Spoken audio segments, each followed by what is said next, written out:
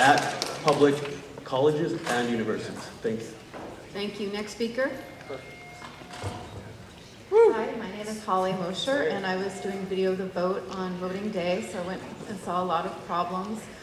Broken machines, people whose party had been switched, people who were voting by mail and had not gotten the stuff in the mail, and confused. I walked into one location and 3 out of 4 people were being given provisional. I walked into one near UCLA, different from Todd, who earlier spoke, a different polling location, and they hadn't opened till almost noon, and 75 to 80 people were given provisional ballots that day. I saw a provisional case without the ballot inside. The poll worker showed me and was like, I don't know where this ballot went. I also saw, my colleague went back later that day, and we've estimated at that location maybe up to 200 people were voting provisionally, and one student said she took 20 minutes to finally have them find her name, but a lot of other people there were not as persistent. And also with the media, I'd like to have LA Board of Supervisors issue a statement to the media that what they did on Monday was irreprehensible. And I know my doctor didn't vote on Wednesday because she saw that history was made, and she said that felt really icky when she heard the truth. So please, we did our press release. Please do one, because you have a lot more weight than we do. Thank you. Sheila Ward, Elizabeth Hutchinson, Stella Avalos, Janice Grossman, Luis Garcia, Daryl Cruz.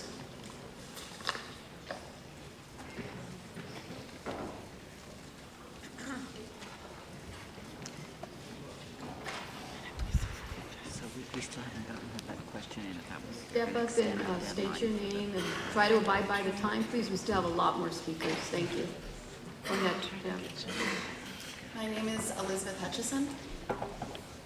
I was a polling inspector for 2 precincts in Santa Monica because of incredibly short staffing.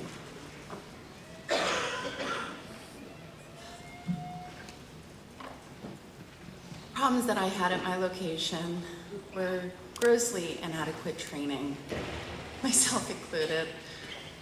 We were very short-staffed. We had broken machines. I had never received my supplemental list.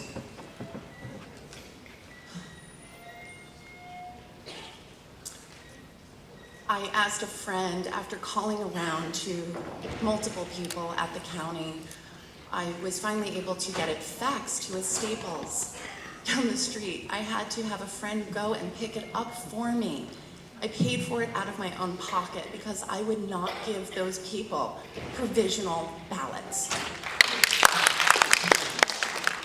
Hi, my name is Estella Avalos. I was inspector for precinct 9002307A in the Palms area of Los Angeles. My roster and supplemental pages were extremely short lists and didn't match my master list. My ballot reader was broken. There was a lack of communication in other instances. However, my greatest concern was that several people in my precinct had shown me proof from LABoard.net, their sample ballots, and other recent and official receipts that my supposed official list was inaccurate. This included, and this is also in regard to their party affiliations. Several angry people walked away from voting that day. After seeing proof from others that my list was misinformed, I'd given the correct ballots to people, following the lead of a troubleshooter who had been in the same situation. Working the polls should be required like jury duty, perhaps. Inspectors should be notified of a troubleshooter in case their coordinator isn't able to help them, as in my case. Poll workers should be required to receive training, and there should possibly be a penalty fine for last-minute worker cancellations. The Democratic statewide delegation is June 19th, this Sunday. I'd like to know how such a delegation could be affected by this election. Next speaker. Good afternoon, board. My name is Luis Garcia Ivans.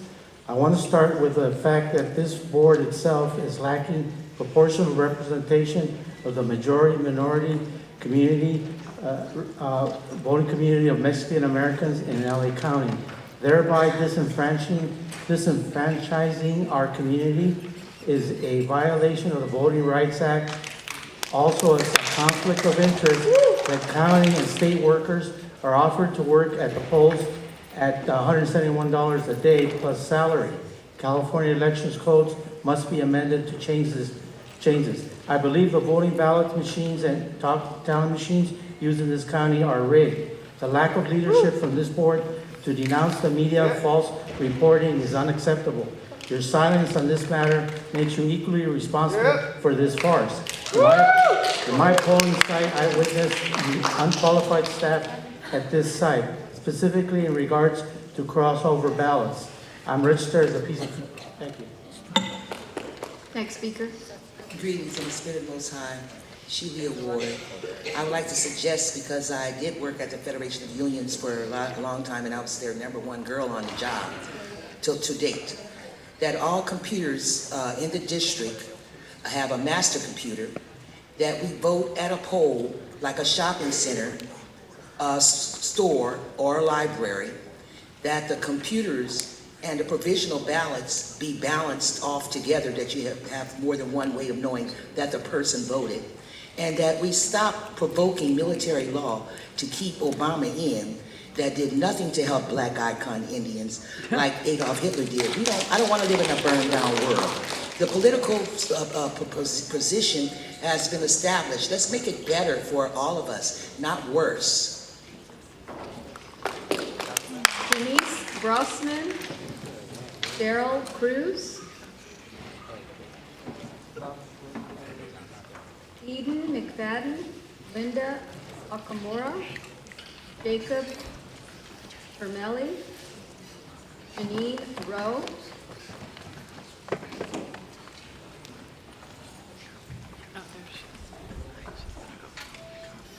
She did a question.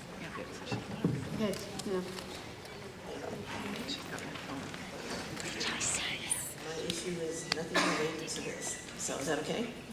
Well, we're taking up items regarding elections. Okay. If you want to wait, Yes. fine. Thank you. Okay, thank you. Next speaker. My name is Linda Okamura. I was a poll clerk at the Santa Teresa Church over in Silver Lake. At my station, all poll workers for our district had quit the night before.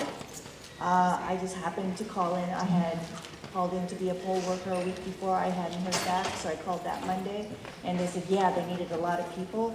So I went in as a poll worker there. Over at the Alessandro School, which is close by, that was also a poll station. None of the workers showed up. Okay, no poll inspector, nothing. So they had nothing there. So, also, Mr. Logan had made the excuse that a lot of the problems were due to new voters. Our country, our Southern California, Los Angeles, we've had elections for years. So why is there all of a sudden a problem? We have computers. Hillary. Next speaker. Hi, my name is Eden McFadden. I'm a delegate-elect for District 34. I walked my mail-in ballot into Will Call in Pasadena, and as of today, it still has not been accepted by the registrar. I volunteered as a poll watcher, and I went around to a couple different locations in District 34. What I saw were mail-in voters surrendering their mail-in ballots and giving provisionals. I was seeing NPP voters coming in and requesting a crossover ballot and being given provisionals. I saw people coming in with their voter registration card and told that they weren't on the list and that they had to have a provisional. They then pulled out their phone and pulled up their registration status, showing that they were currently registered as a Democrat and that they were in fact at the correct polling location, and had their little cardboard receipt, and they were given provisionals. I saw machines not rejecting ballots when people only voted for president and no other candidate, no other office. And I had one of the ladies threaten to call the police on me for being there when I approached people with provisional ballots, helping them find their correct polling location, which 12 people in 30 minutes I found were at the wrong location. Thank you. Thank you. Next speaker. My name's Janine Roan, and I'm a voter in Congressional District 34 as well. There's been several people from 34 that have spoken about the irregularities at the polling stations. I had several friends that were at the state polling stations reporting to me various problems. I called both the Secretary of State and the Registrar Office to try to see if there were more polling places that were short-staffed or ill-informed, and no one could give me anywhere online where I could send more people, more of my friends, to help with informing people at the polling stations. Several messages left. I also want to bring up the fact about the mail-in ballots. From what I understood, I went to the registrar yesterday. The cutoff was a postmark date of the 7th. And we were told that if they hadn't received any of the mail-in votes by Friday, that I'd like to extend the date, because tomorrow is the last day that people can sign the envelopes. They should have been informed by the registrar if something wasn't signed, but they would have had to turn around a letter same day on Friday after receiving 3 days of their ballot being in the mail. They would have had to turn it around in the same day and get a letter out to those voters in order for them to get in on the 5th, to be extended. Next speaker. Good afternoon. Good afternoon. My name is Jacob Trammell. I'm one of many people here today who was involved in registering new voters. We had a massive turnout this year. It was incredible to see that we registered almost 2 million new voters.